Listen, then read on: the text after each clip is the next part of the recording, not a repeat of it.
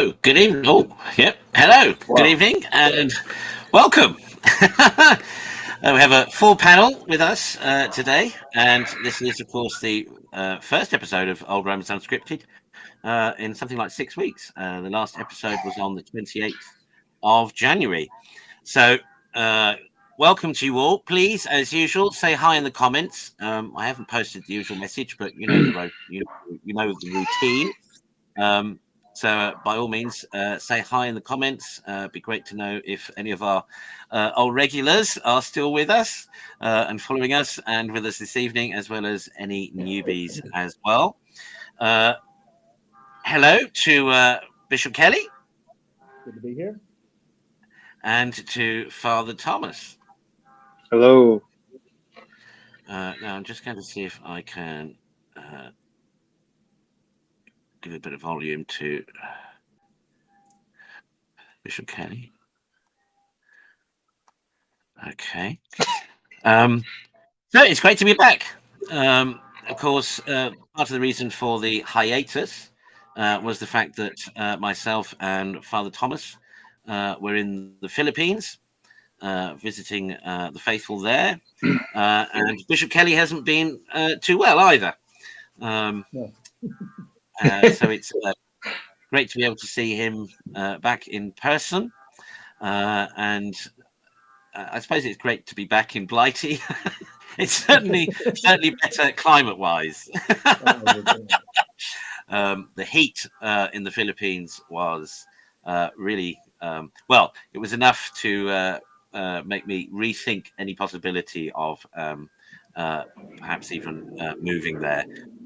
But while we were there, it was winter. We were averaging 30 to 31 degrees C every day, rising to about 34 in the afternoon and dropping to about 28 at 3 o'clock in the morning for 2 hours. And that's their winter. And it was, it was at times quite suffocating. And of course, Father Thomas, coming from the extreme north of the USA, up there at the moment in Escanaba, aren't you, with your mother? Yeah. Yes. Up there in so Michigan. I go from cold Chicago to even colder North Michigan. Yeah. Well, don't talk to me about cold, because he had the AC on full blast every night. So when we were dying of the heat, we were then freezing in the evening and in the morning. I thought we were going to talk about that. It's February. I need cold. Just share with the folks. I mean, it's we've been back over a week now. What was your impression of our visitation? Oh, I mean, it was awesome. It was just overall rejuvenating to experience the missions that we have there and meet our new clergy, but more so the faithful, just experiencing that throughout all the negativity that we're constantly talking about, commentating on in the West, and they have their problems in the Philippines, don't get me wrong. It's not like they're exempt, but they haven't been as troubled with the faith. Like, the faithful still are faithful. Like, they know the prayers. You see them reverently praying in the chapel. You see true devotion and conviction. I mean, that was just rejuvenating for me. I think that's what kept me going through the heat and all the other troubles I faced during our time there, but got through it. So, I mean, truly just rejuvenating. It's a blessing to keep in touch with the faithful there and the clergy, as I have been through social media and stuff. So still keeping in contact. Overall. Yeah, it's. I think you hit on something that I've been saying and reflecting on since, and that in there, over there, in the Far East, and there's always this sense in the Far East. I mean, that was my second visit to the Philippines, but by no means uh, my first trip to Southern Asia. And there's a great striving for life. There's a great striving for life. Even the most downtrodden, even the beggars in the street have a thirst for life, have a desire for life, and reflecting there on returning here. One of the thoughts that entered my head was, in the West, people seem tired of living, whereas in the Far East they are full of life. And I think in some ways, as you said, they haven't quite experienced the same attacks on the faith, though they're beginning to, as we have in the West. But we've been enduring this in the West now for several decades. And that's really what we're sort of going to talk about this evening. Our Latin title today is praemunitus, which literally translated is forewarned is forearmed. And if you notice the show picture for this episode, let me just see if I can. If I go like this, will that do it? No, not really.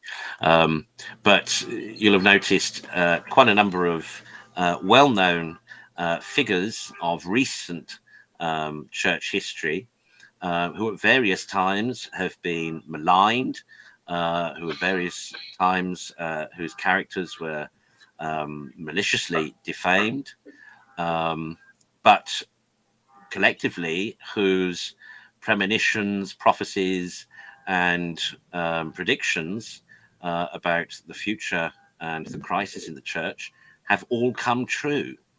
And they've all been vindicated, from Blessed Anne Catherine Emmerich through to Father Malachi Martin. They've all been vindicated. Everything they said would happen has happened. Everything they said was happening happened.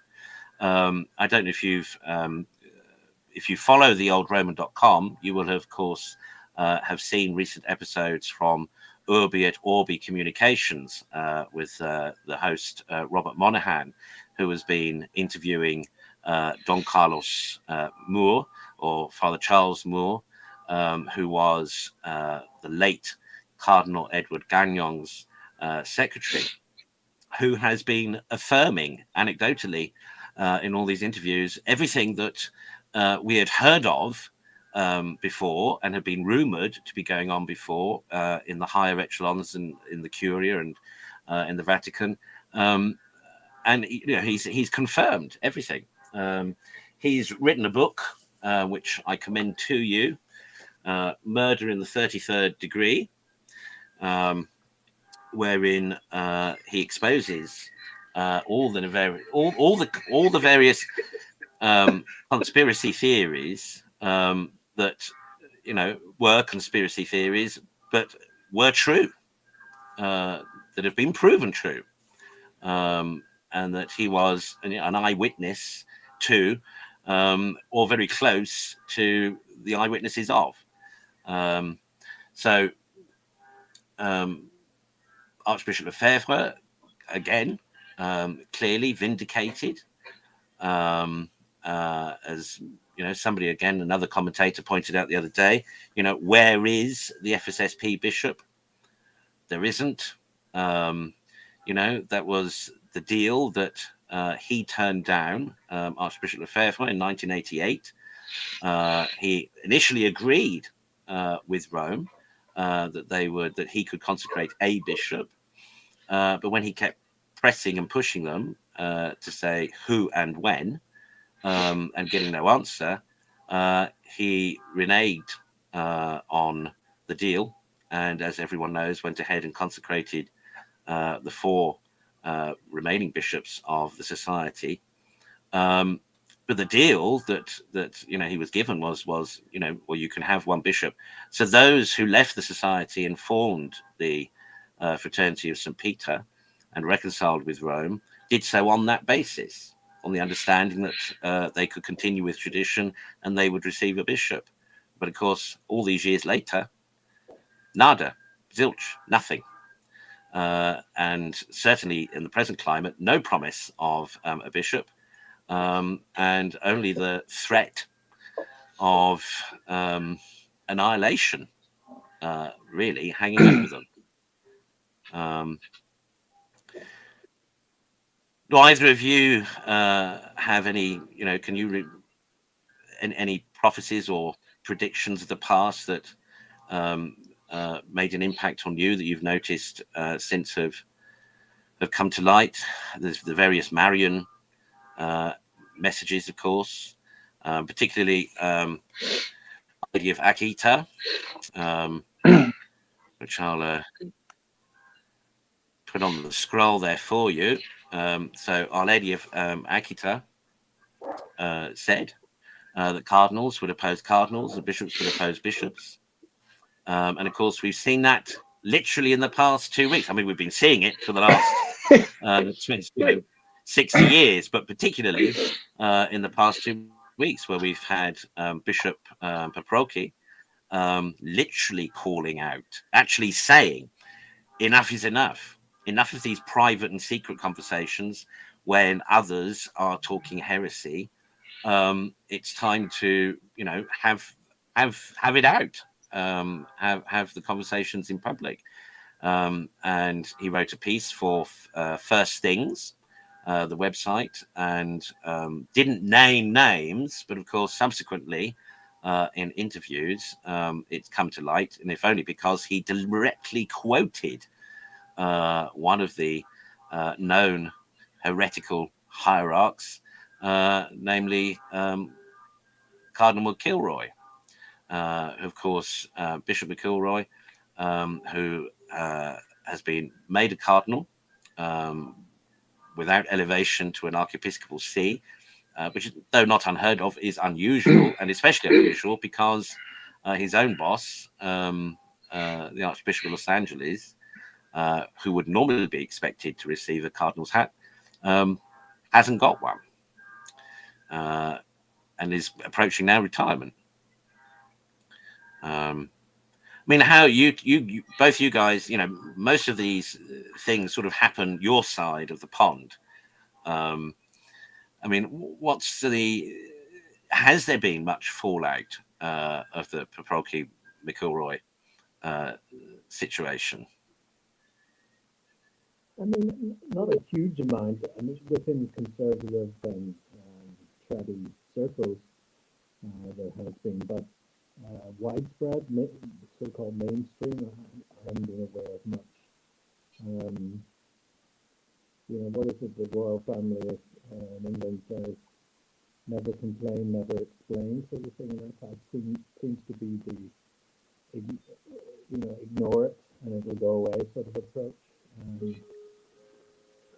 But certainly among conservative and traditional circles, yes, there has been a lot of chatter. Not that I've been keeping up particularly on it recently, but stuff I've come across, yes. But it's nothing that people who moved in those circles didn't know anyway. McElroy, Stupidge, Tobin, I mean, there's a whole crew of them.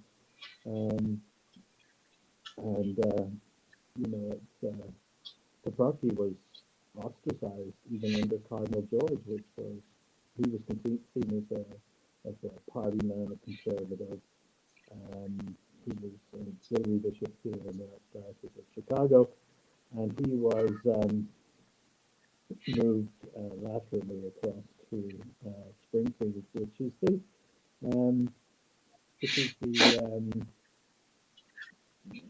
it is the state capital, but apart from that, it holds no ecclesiastical significance really.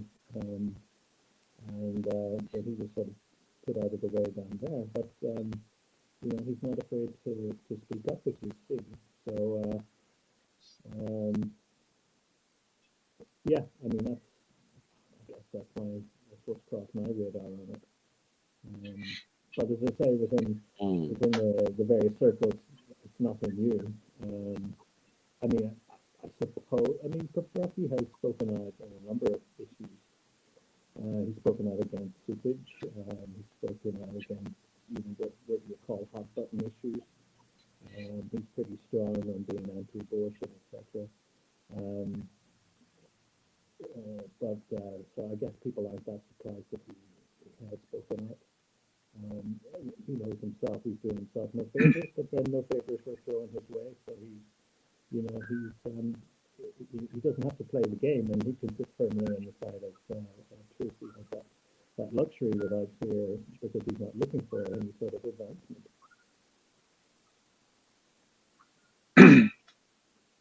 Yeah, thank you. I don't know if Father Tom, if you can reiterate some of what Bishop Kelly said. We're not hearing you very well, Excellency. I've turned up your mic as far as I can on this end. Okay, I'll start shouting. I mean, yeah, I don't. You kind of sound like you're having you're a mayor of Chicago moment, being in a fishbowl. It kind of sounds like that a little bit. So, I mean, yeah, it's. I was actually kind of surprised with Bishop Paprocki speaking out because he's been quiet recently.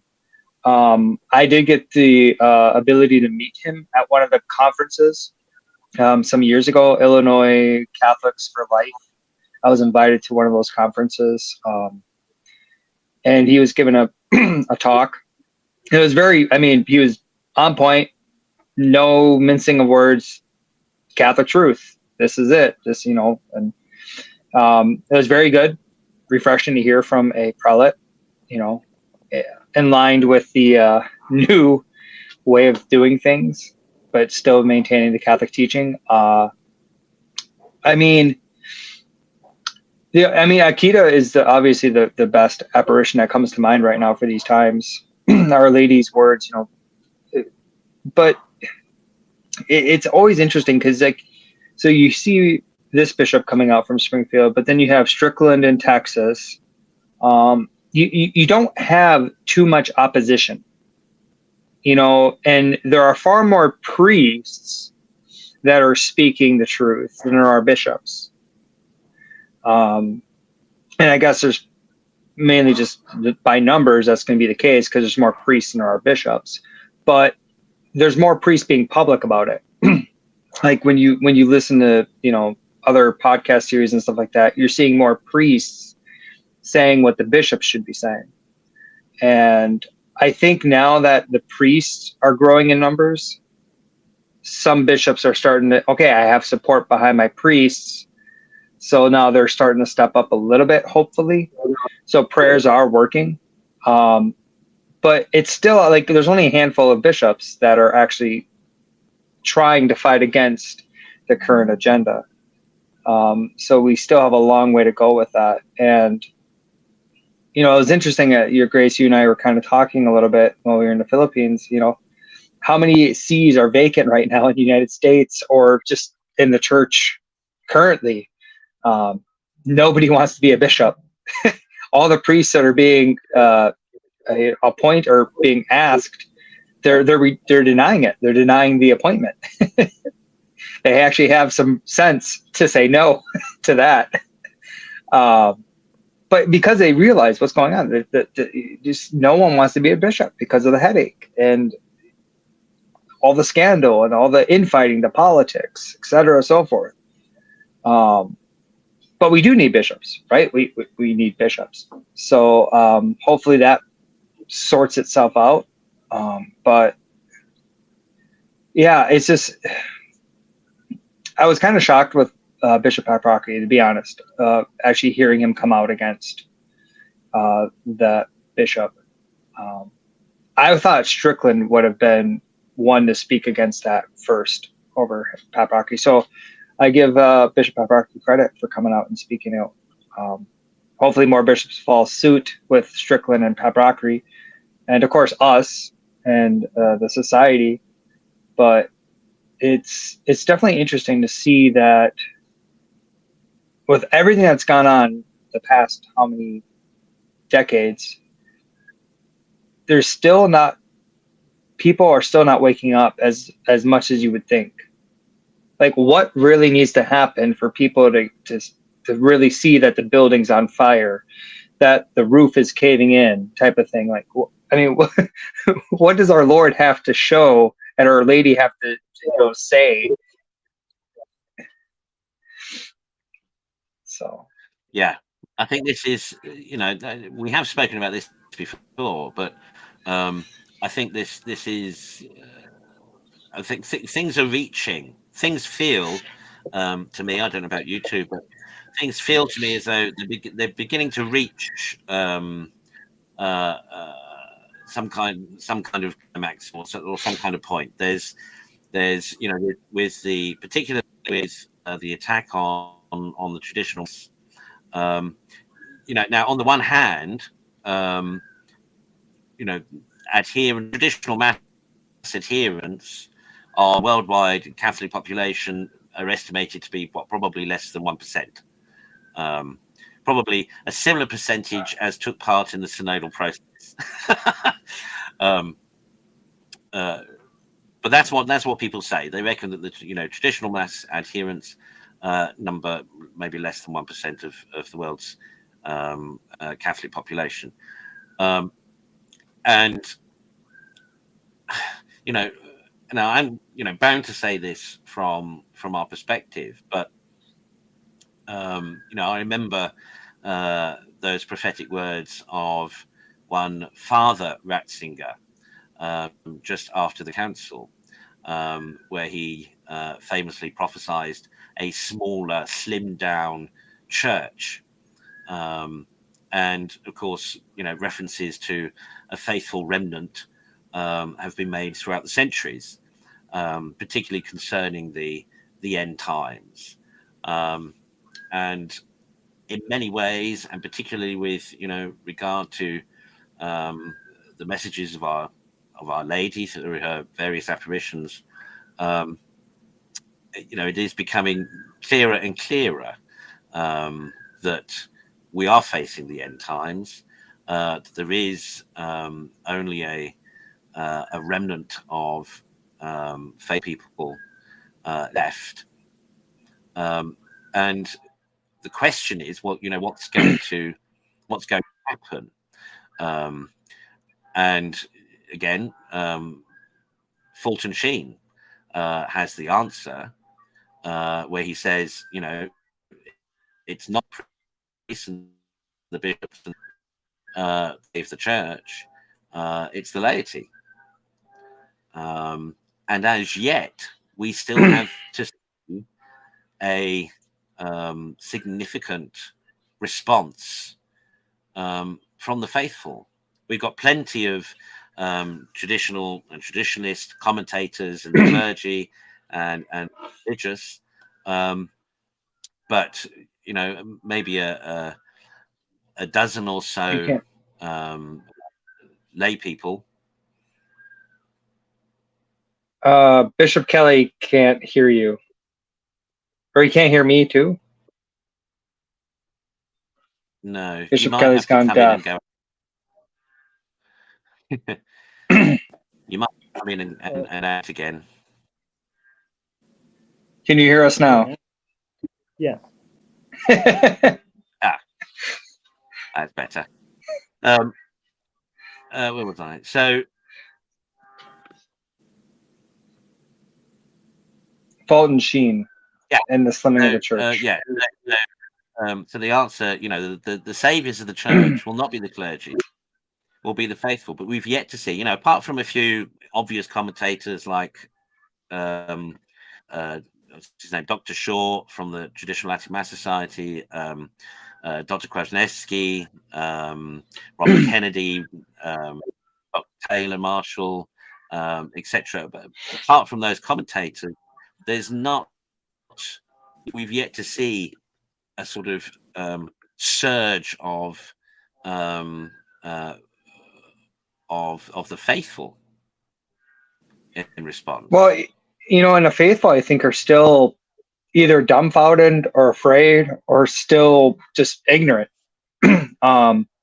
Because, you see like the contradictions taking place. What was it? That one bishop in Ohio, the one chapel that could offer the traditional Latin Mass per the Traditione Custodes document, because it wasn't attached to a parish. It wasn't a parish. It was the college chapel.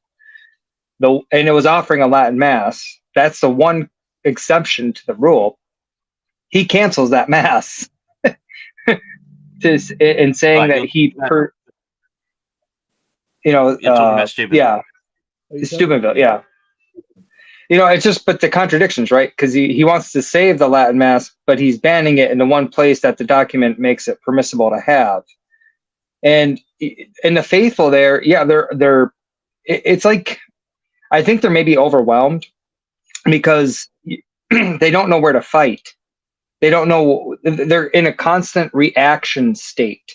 There's very little ground for them to become proactive. And I think once you have a proactive movement for tradition, then you're going to see a greater growth and flourish. But when you're in a reactive state, it's very difficult to grow because you're just constantly under attack and you're just self-preserving at that point. And I think that's just a little bit of commentary from what I've been seeing, and this is not universal. It's just, certain areas are growing, certain areas are, so it's not a universal decree, but just a more observation on tradition in general, that I think most traditional Catholics are under a reaction state rather than being proactive. Yeah, there may be more to Steubenville than meets the eye at first. Steubenville has been run by Third Order regular Franciscans, and it was always a conservative Catholic university. More in the JP.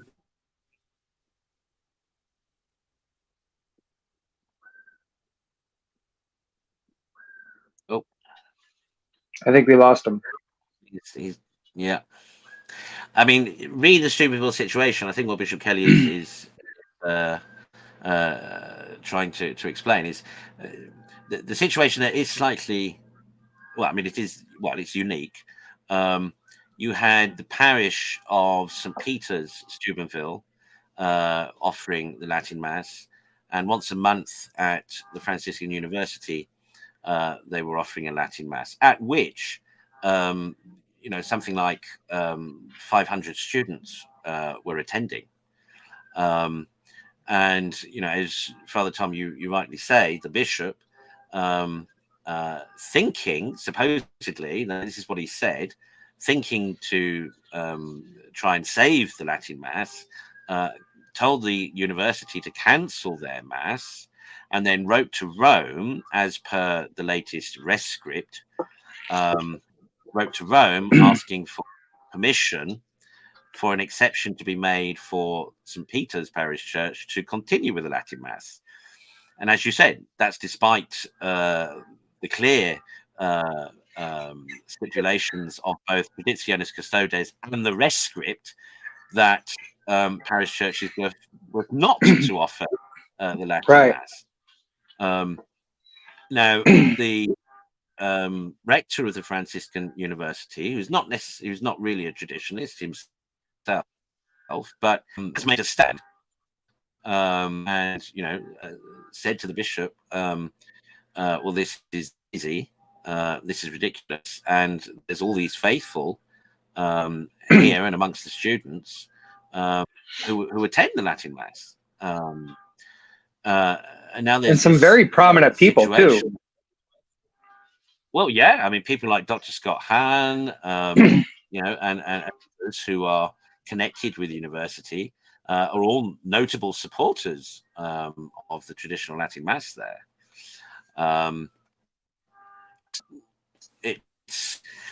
It would be nice I mean, Taylor Marshall this week was trying to encourage the student body there to attend en masse the next traditional Latin Mass at St. Peter's, which I think is scheduled for this Sunday or the end of the month, to show, solidarity and a strength of numbers. St. Peter's apparently is not that large, may seat about 250, 300. 300. Yeah. So the idea being, Taylor Marshall said, well, let's hope that 600 people turn up. So it's standing room only and people, standing outside, kneeling on the streets while the Mass is being offered. Now, if that comes off, that would be a great thing. And what would be even better would be if people like Dr. Kreeft and Dr. Hahn and others were outside on the pavement speaking publicly in defense of the Mass and against this draconian measure by Francis. And that might encourage people to make a stand. Because, to this point, the response has been for faithful to leave the institutional parishes and seek refuge and harbour in alternative mission chapels and mass centres, so that they've come to us, they've come to the SSPX, they've gone to the FSSP and the ICSIT, where they've been given oratories and chapels, and in doing that, they have kind of, what did I say another time? I said, they've kind of become enclavists. They're creating enclaves of tradition. But what really needs to happen if things are going to turn around is both to keep the enclaves going and support the enclaves and use the enclaves for the sacraments and everything else, but also there needs to be a movement now from the laity within the parochial system, within the parish churches, beginning to make a noise, writing to the bishops. If 600 or more people in Steubenville all wrote to the Chancery and all rang the Chancery to the point that the phones would be jammed and the email system would go haywire, that just might have an impact. Or just the biggest impact. The biggest impact is your donation. Well, I've said, as we've said many times before, withhold your money. Withhold your money. I mean, here in the UK, just recently, as you may know, the Church of England has decided to bless same-sex couples post a civil marriage, and various conservative evangelical churches have said, no, this isn't right. You can't bless sin. And have said we're going to withhold the parish share that we would otherwise pay to the diocese. We're going to keep that money back. We're going to pay it into a separate trust until such time as either the bishops recant or this new policy is changed, and or a new structure of episcopal oversight can be provided for us. Now, likewise, we need a similar thing. I mean, significantly, Peter's Pence has dropped. Donations of Peter's Pence have dropped since the whole Retsu episode, investments in London, ridiculous luxury apartments and whatnot bought out of Peter's Pence. So Peter's Pence has dropped, but it needs more than that. It needs the contributions to the local diocese needs to drop as well, in order to make the hierarchy wake up. I mean, I was just looking to see last week, 20 more properties in Chicago have gone for sale from the archdiocese. There's like 20 more church properties that are being sold from the Archdiocese of Chicago. Right? They're just crumbling. They're falling apart. I mean, Supich's plan to close, what was that, 120 churches, he's succeeding. You just go on any, commercial website for properties, see what's for sale, and you'll see like there's 20 more Archdiocese of Chicago selling churches. And some of them are nice, but it's actually kind of surprising because some of them are actually the 70s style churches, the ugly monstrosities. So those are closing too, which I'm not going to be sad about realistically. Those will make good convention centers and whatnot. But but I mean, the Cardinal Roche in the Vatican, who of course has been promoting this Traditionis Custodes rescript and everything, he was Archbishop of Leeds, and was doing the same thing, was selling churches and merging parishes left, right, and centre, and making such a mess of it that he was actually promoted out of his position in Leeds to Rome, in order to get him out of the way, because he managed to run up something like £4 million worth of debt for the diocese, in supposedly trying to address the economic situation by closing down churches, emerging parishes. I mean, his name, was muck in Leeds before he left to be undersecretary to the secretary of Cardinal Sarah in Rome. But of course, then made himself, friends in high places, and that's why he's in the position he's in today. But that itself, this is the thing. You see, the nature of the crisis in the church is as Archbishop Lefebvre always said it was. It is the crisis of the faith. They are selling churches because they're losing people. They're losing souls. On the one hand. On the other hand, they're also losing the faith and attacking those who are faithful, i.e. tradition and the traditional faith. And this is, it's, well, as Fulton Sheen said, it needs the faithful to turn things around. It needs the faithful to put down and complain. Well, and the faithful just need to be faithful. Like, the faithful need to know their faith. The faithful need to be devout, and they need to have conviction and zeal in the faith. It's and it's not just to say us clergy, we can take a break. No, we got to work 10, 100 times harder than the faithful. But yet, the faithful need to be faithful. Like, how many Catholics, you walk into a novice level church today, you ask them, what are the 10 commandments? What are the 7 sacraments? What are the precepts of the church? Basic elementary questions. And adult Catholics who have been Catholic their whole life are going to struggle to answer those questions. I mean, and it's not to be negative, but it's to show the real problem is the crisis in the church is the faith. If you do not have the faith, how can you sustain it? How can you spread it? You can't give what you don't have. And for the faithful that are faithful, we maintain and be strong and share the faith and charity and clarity, right? You hear that preached so much, clarity and charity, charity and clarity.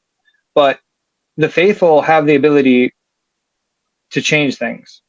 And Fulton Sheen, said it, Archbishop Lefebvre said it, that the faithful, by being faithful, by doing their part, they're going to be the ones to change the crisis, to rectify all the wrongs. Because when you have faithful families, faithful parishes, you'll have faithful vocations, you will have faithful seminaries, you'll have faithful it will reset itself in time, but it's not going to be tomorrow.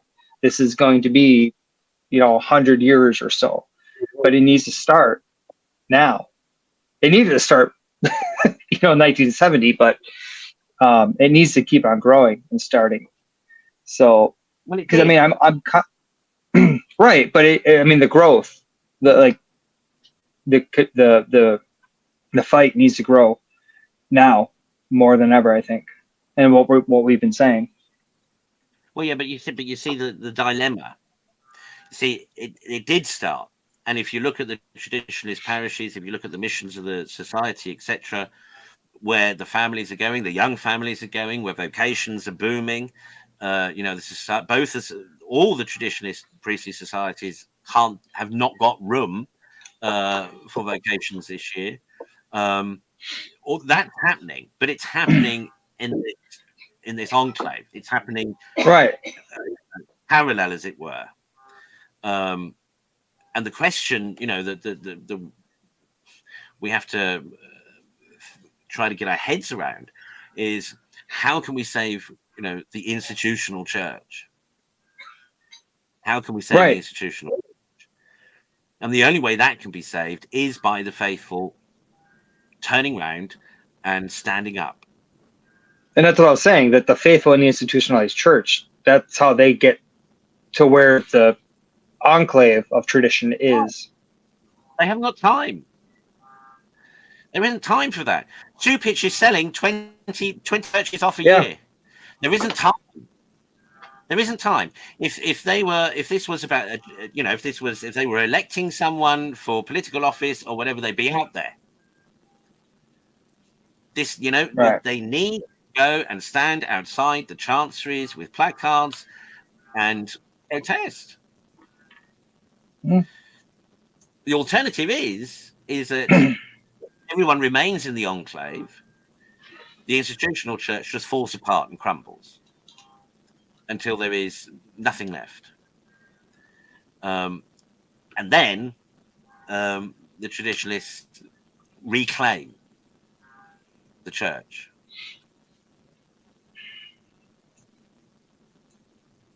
Yeah. I mean, how else will it happen? How else will it happen? Well, sometimes you need a good forest fire to have regrowth. But how much more do you need? Look at, I mean, just think about the last 3 years.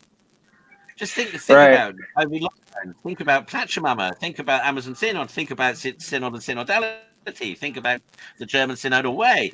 Think about all the heresies and apostasy and everything. I mean, it's blatant now. It's blatant now. You've got bishops in Germany who are openly hostile to the Holy See and who are promoting heresies. And they're not alone. There's sort of a big concentration of them there in Germany, but they're not alone. You've got people like McIlroy and all the rest of it elsewhere. I mean, it's a serious question. Is what will happen to the church if there's another 10 years of Francis, or if there's another Francis after him, and if there is another Stupich and another Tobin and another McIlroy and another all the rest of it, it's gonna die. Yeah. Well, I mean, it's already dead interiorly. Just the manifesting of death physically is what we're waiting for. It's sad because all of us agree that watching it's like watching your loved one suffer with an illness, and there's nothing or very little you can do to help them, and you're just watching them suffer, or you're watching them suffer and they're rejecting the medicine. They don't want the medicine. But that's no, not the same. No, that's not the correct analogy. And this is what I'm saying. The faithful haven't yet done what they could do. The faithful haven't yet done what they could do. They could protest. They could complain. They could withhold money. They could, until that happens, the situation is just going to continue as it is. All the while, people like Stupich and Tobin and all the rest of it are funded all the while the German bishops are funded. They're Yeah. going to carry on with this progressive agenda despite the odds, despite the fact that we can show them the Church of England, we can show them the Protestant Episcopal Church USA, we can show them every major denomination, Protestant denomination that's gone down these routes has, schismed, broken up, fallen apart, is disintegrating. They can see how synodality fails. Well, look at the Orthodox Church and their synods. Everybody's excommunicating each other. And then the Protestants, everybody just disagrees. They just start their own new church. I don't like what you are. At least with the Orthodox, they still have the faith. Well, yeah, but I'm just saying. Like the politics within because everybody, I've talked to many people that are like, well, I'm just going to go Orthodox. It's better over there. I'm like, no, it's not. Like, there's everybody. The Orthodox aren't just as better as the West right now. We all have problems. The church is suffering in a whole. Like, it's not one side, and one side may be slightly worse than the other. But, I try to explain that to people that Orthodoxy, like just jumping over to the Orthodox Church is not the answer. Orthodoxy in the faith is the answer.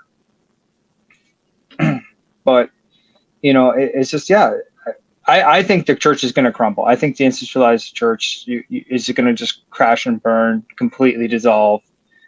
And then whatever's left of tradition, who's ever around when that happens, will hopefully pick up the pieces. And then we'll have the church remnant, as, Father Ressinger talked about, and other prophecies have been mentioned that the church will be small. The church will be a remnant. It will not be the mass that it is today. Like in the numbers sense, mass.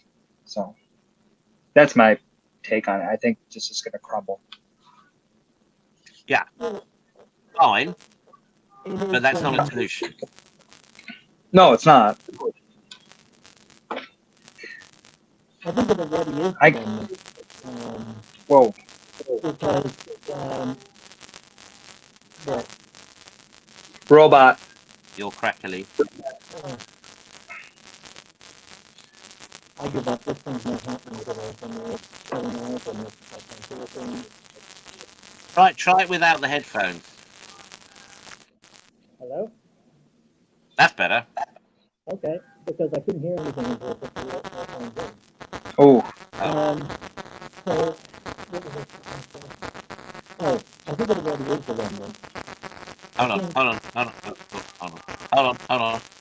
Did you pull the thing out from the iPad? The headphone. This thing here? Oh. Have you got a storm? No.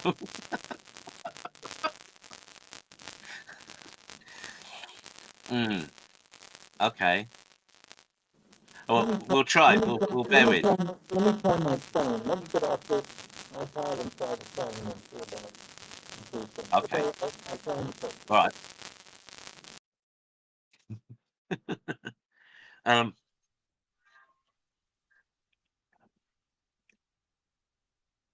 Yeah.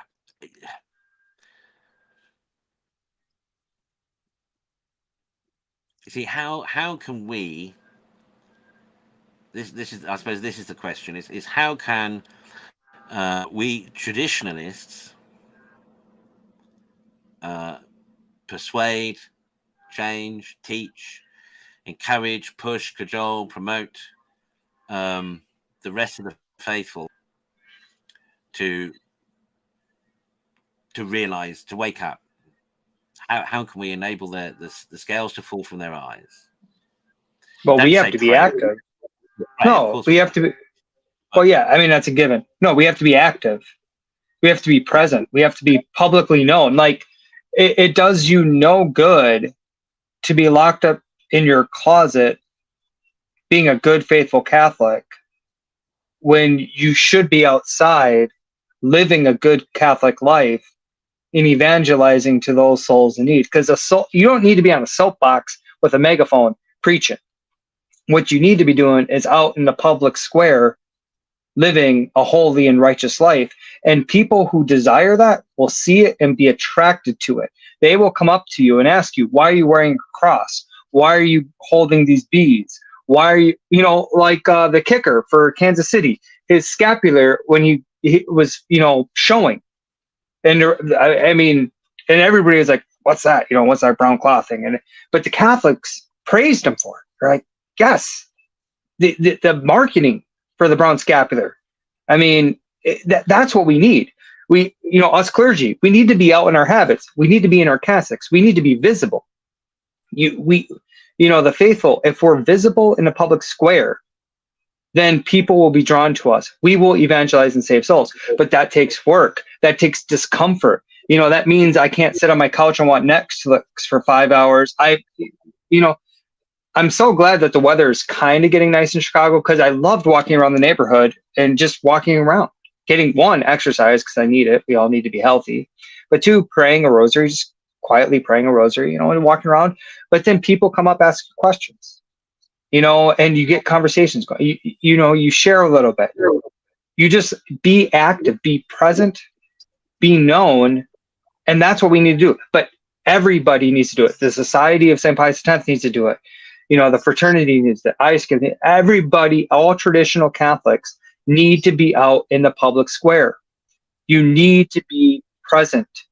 If they won't know you and they won't know the faith, but that takes work.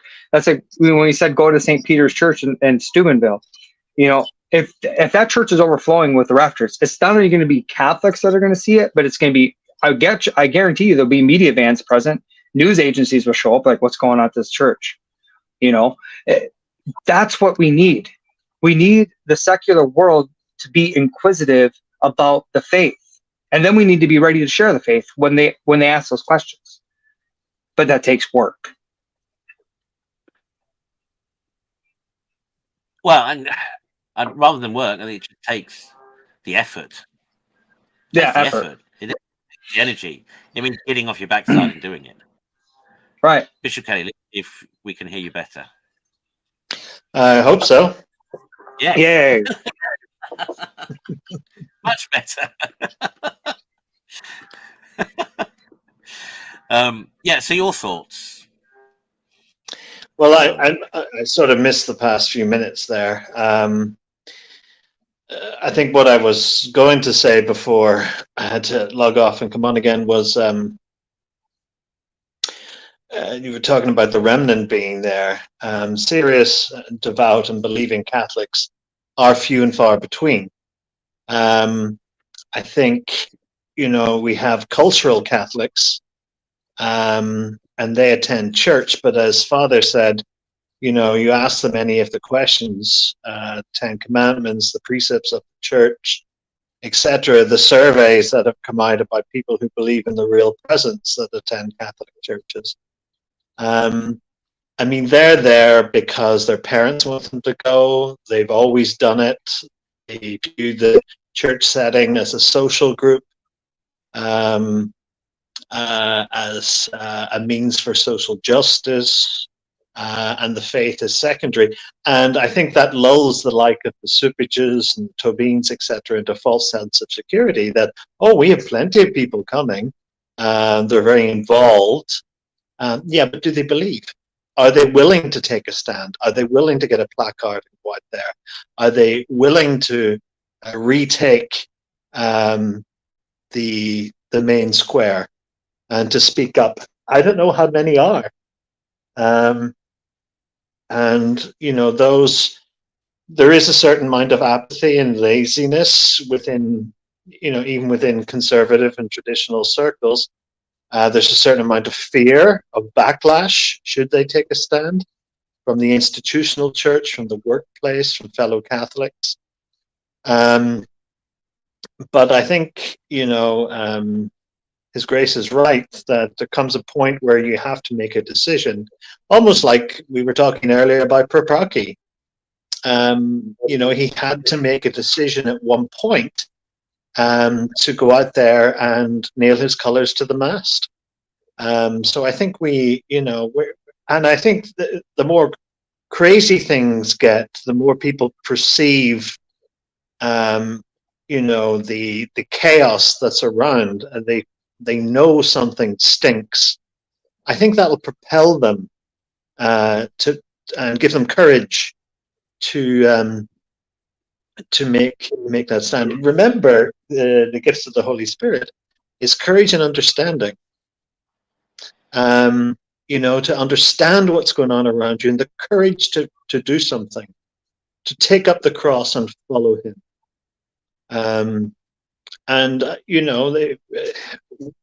We're just a bunch of talking heads, and we're on most weeks, and often seems that we're repeating ourselves, but at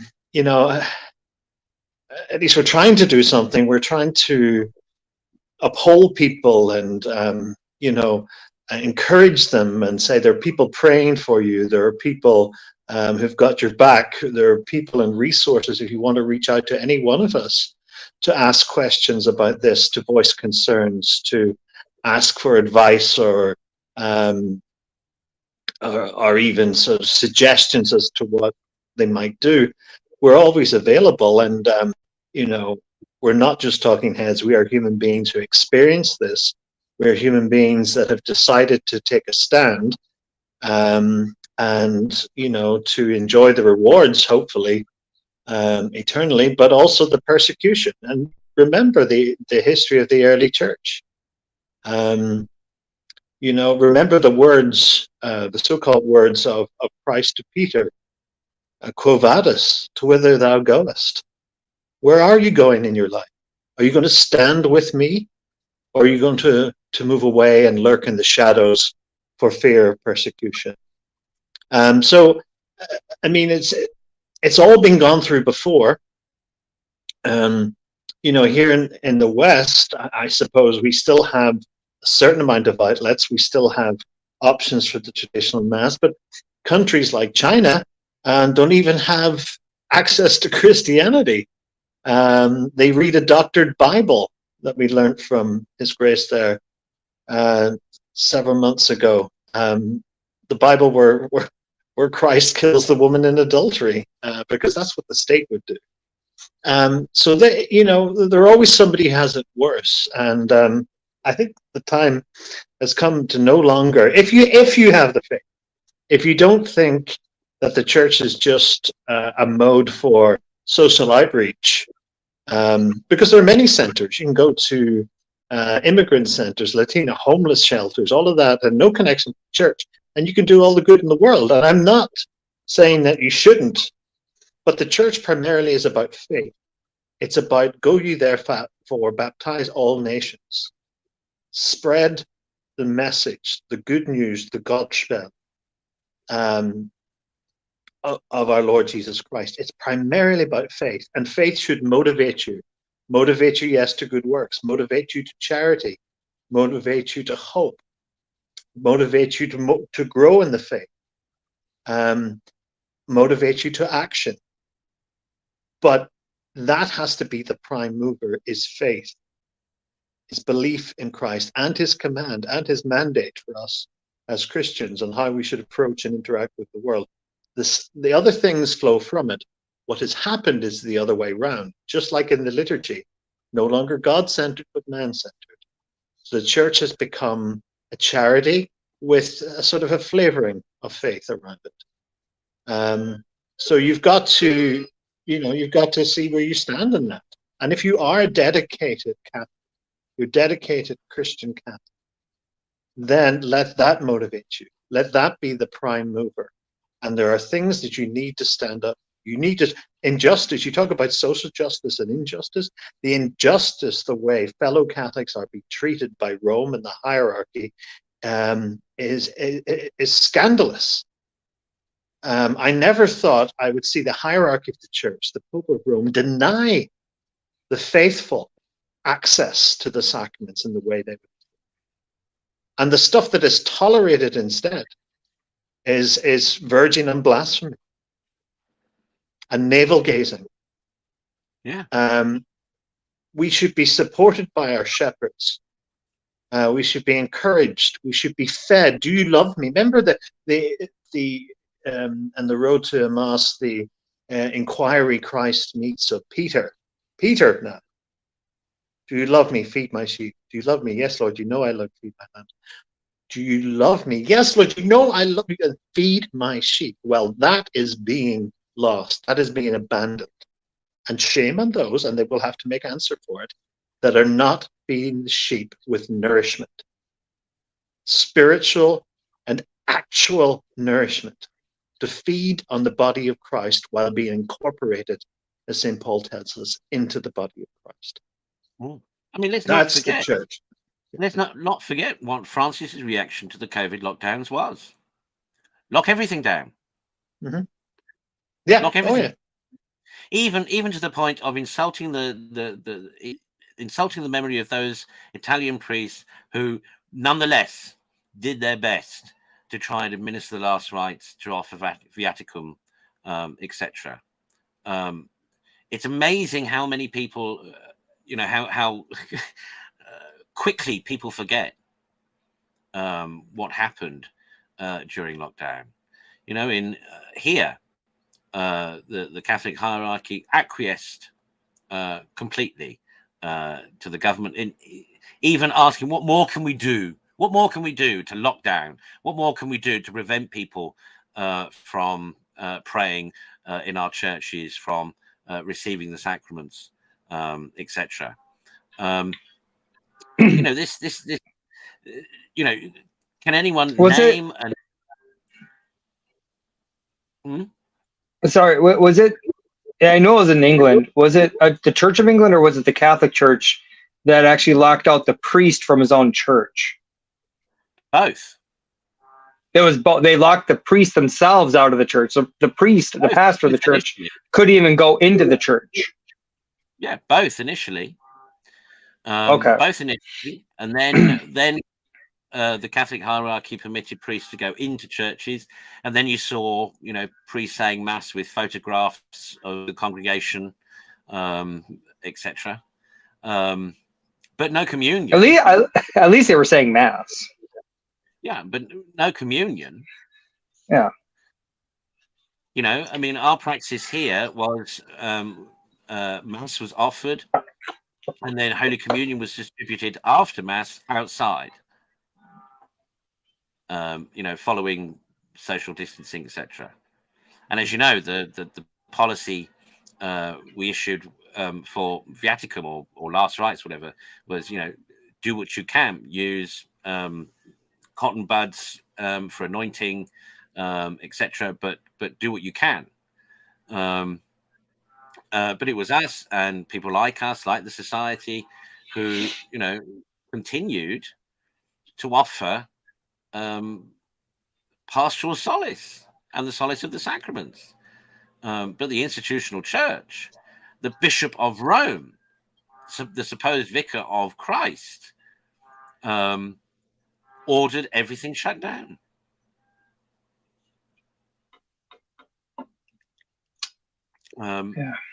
This is what we're dealing with, and it's how much more do people need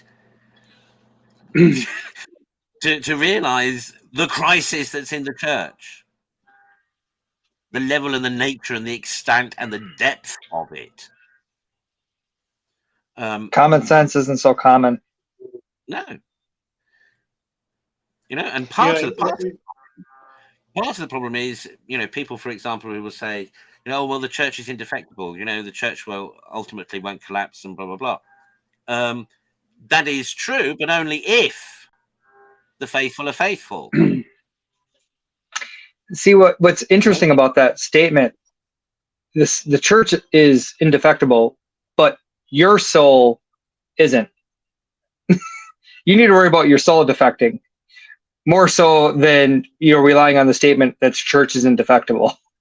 That's what I've told people that before. It's like, yeah, the church is indefectible, but your soul is defectible. Well, worry about your soul. But the other thing to remember is what St. Peter himself says. Who is the church? We are the living stones. We are the living stones.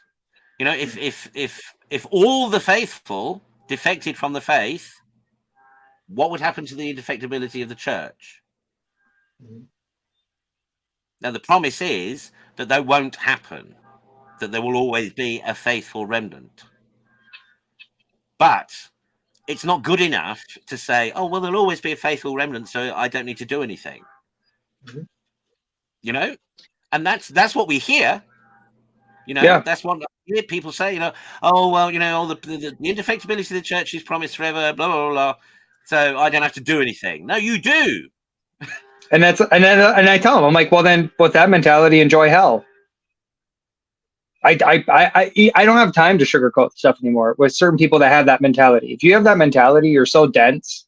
I'm like, fine, then you know what? I'm here if you change your mind, but with that mentality, go to hell. And you will literally go to hell. Like, I'm sorry. What do you want me to say? You're going to be fine and dandy? No. With that mentality, you're rejecting Christ, you're rejecting his church, you're going to go to hell. You're sending yourself to hell. If you have a change of heart, change of mind, come and see me. But what are you going to tell people? You know? Sorry, but that's the hard reality. The hard reality is hell is real and people go there.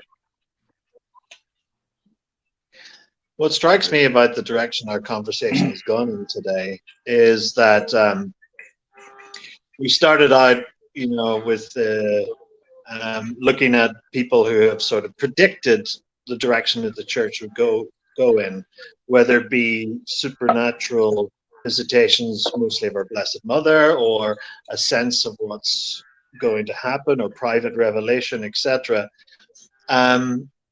But the direction our conversation is taking is that the evidence is all around us. We're past those things. We were forewarned. Now we're in the thick of it. And all you need to do is look around. You know, don't sit there and become a Fatimaista and, you know, be so absorbed that you miss the point. We're living in the point. And, you know, now is the time to look around, gather empirical evidence, because it's everywhere, and do something, spring to action about it. You know, I'm sick, sore, and tired of this sort of namby-pamby approach to things. Oh, it'll all turn out. He has us in the palm of his hands and all. No, we have to do something about it. We have to defend the faith. We have to spread the faith. We have to grow in faith. All of these things are important. We have to save the church. The church doesn't listen to us. We have to make them listen to us. We have to say, we need you to step up and be our shepherds. We need you to reclaim the cross for Christ. And in that sign, you will conquer. Yeah. Yeah. And that's all I got to say about that. Fighting Irish and a hillbilly. Very, very passionate people, might I add.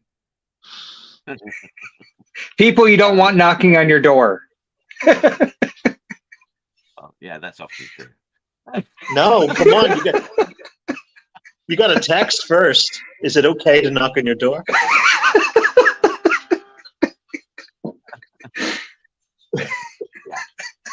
I mean, Can I call you? Well, if you dial the number, you'll find out.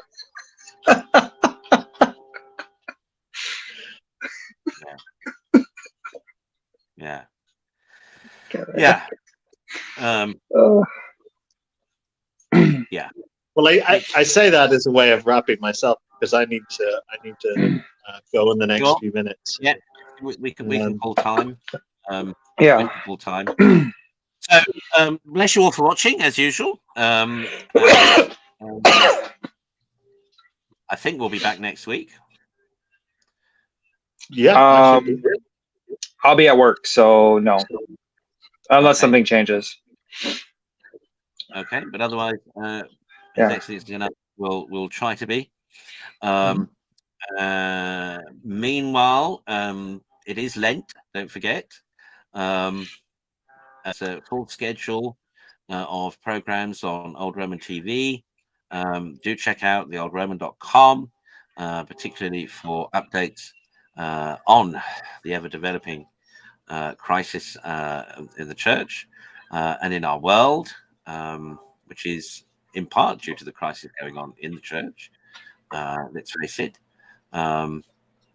And it's not all bad news on the oldroman.com, by the way. I do try to find good as well. But do check that out.